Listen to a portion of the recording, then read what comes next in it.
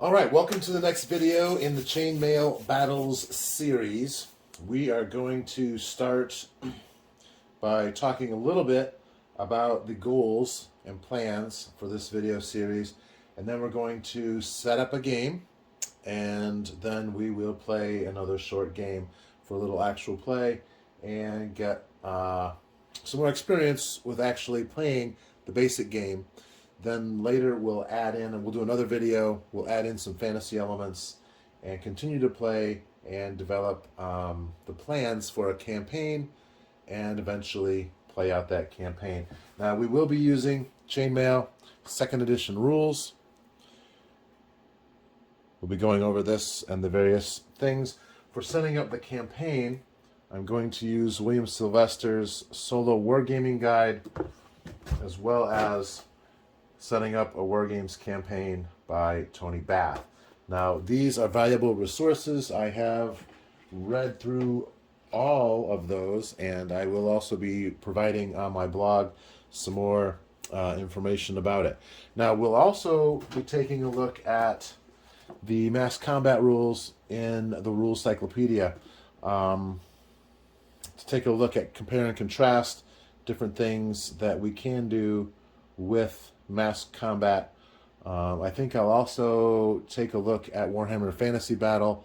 I have a lot of figures and the rules for that as well, so we'll see what we can do with that.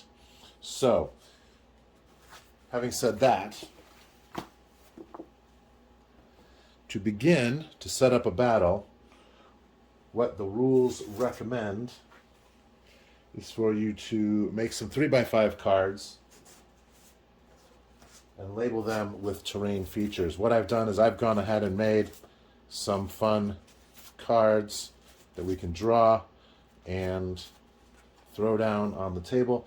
This is approximately a 3 foot by 3 foot section here, which I think will be plenty for our purposes. And what we'll do is we'll draw some cards and we'll put down some terrain in each 1 foot section in order to give us a little layout, oh my, of what this battlefield can look like. Well, this is a very unbalanced battlefield. So, looks like we have grassland all down one side, quite a few obstacles on the center, and then woods and a rough area on the far right. So this will really shove our battle into one direction. And let's see what this looks like when we replace these cards with the terrain that I've made. So here we have placed our terrain.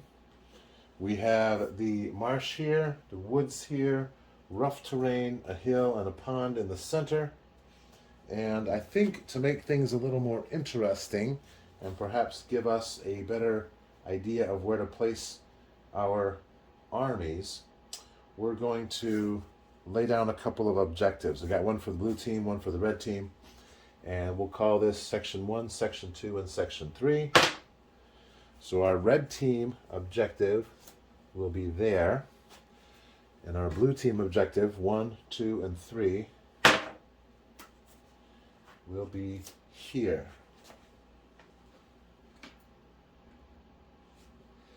So I've made little objective counters. So we'll put these down.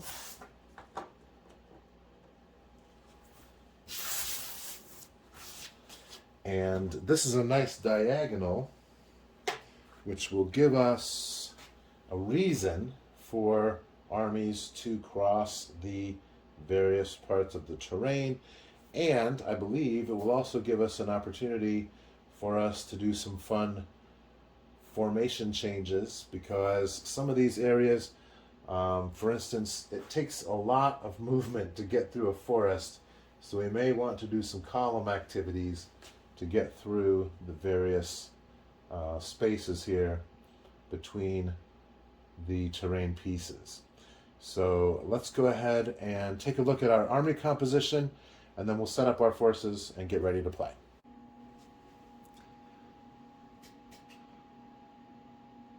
For the battle, we're going to have two armies. This is our blue team. We're going to set up first with our missile troops.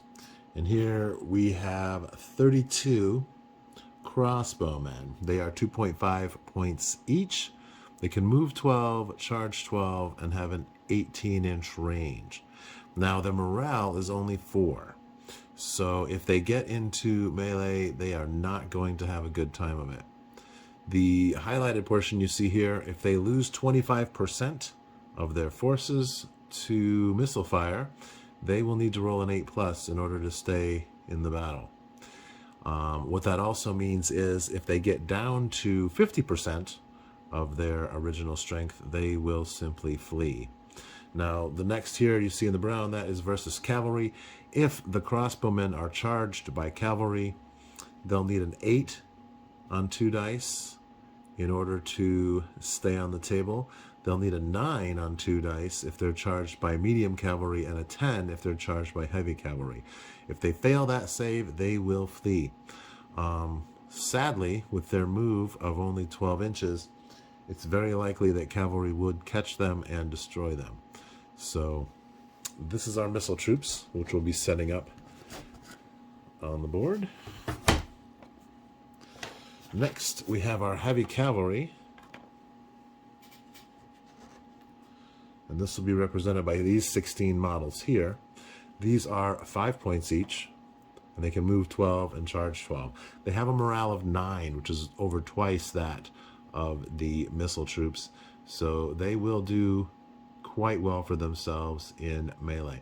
They need 50% of their number to be lost before they need to make a morale check, and then they have a 6+. So they're quite robust and will likely stay on the board for quite some time.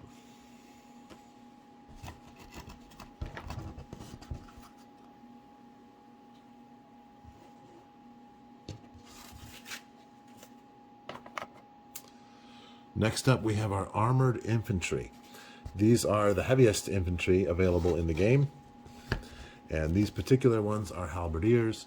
They have a cost of 2.5 points per model. Here we have 40. They have a move of 6 and a charge of 6. They do not have any missile weapons, so they have no ranged attacks. The morale is 7, which is in between that of the missile troops and the cavalry.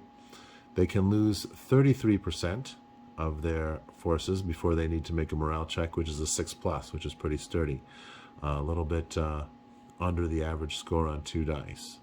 And then versus cavalry, in order to stay on the board, they'll need a 6, 7, or 8, depending on the level of the cavalry. So looking forward to seeing what these folks can do. Also, because they are halberdiers, they will be able to attack in both ranks. You can see there's 2 ranks here, so they will be getting the ability to use that second rank in combat.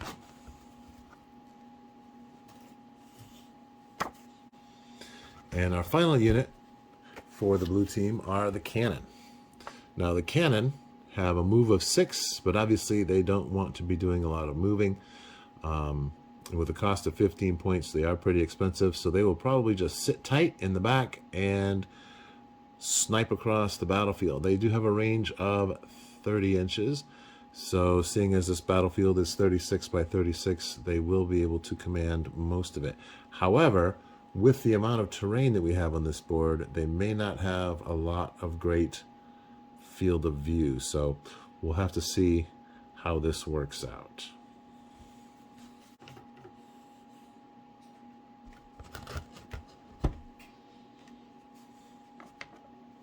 So here we have the red team. The infantry for the red team will be heavy infantry. They are only 2 points each, compared to 2.5 for the armored infantry. They can move 9, charge 12, which is more than the 6 and 6 of the armored infantry. In addition, they have a ranged attack of 3 inches. So we'll assume these folks have axes or something along those lines that they can throw at a short range of 3 inches. The morale is 5, which is a bit less than the armored infantry. However, they still have the same break point of 33%. However, the morale is worse at 7+. So they'll need a 7+ if they lose 1/3 of their stands. Versus cavalry, again, a little bit worse than the armored infantry at 7, 8, and 9.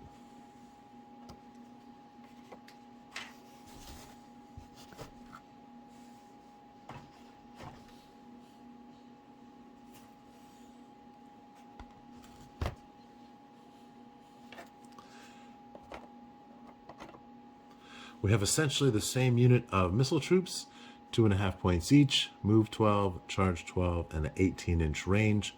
Again, they have the morale of 4 and a 25% breakpoint. So these crossbowmen are exactly the same as the ones on the blue team.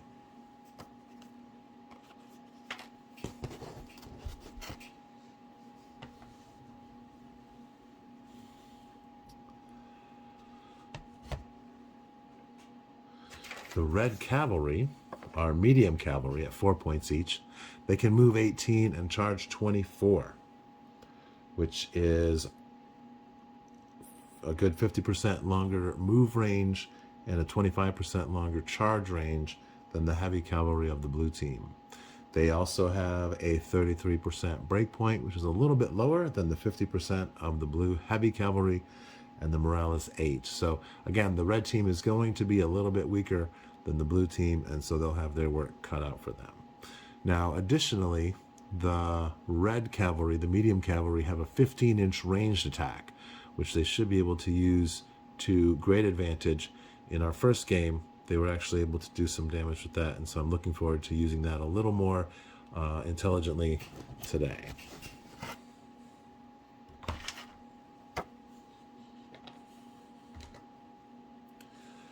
And then finally, the red team will also have 2 cannons, which we'll use just like the blue cannons. Again, with the amount of terrain on this table, their field of fire may be limited, so it'll definitely have a different effect on the game than it did last time. So those are our forces, and we'll set them up in just a moment. So here we are with the aerial view once again. And in this scenario, let us assume the blue force is attacking since they have more points and they need to set up first. So what we'll do is we will assume that in order to capture this objective, that the point of the mission is that the blue force is attempting to get through this area of rough terrain on the borderlands of the red territory. And so the blue team will need to come through here in order to capture this objective and be able to pave the way for an invasion of the red territory.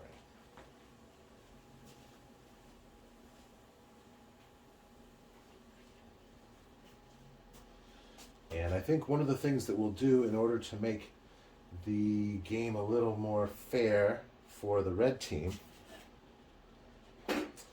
is the cannons will need to begin at the very back.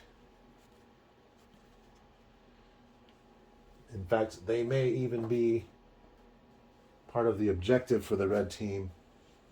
In order to bolster their own defenses, they want to capture those cannons. So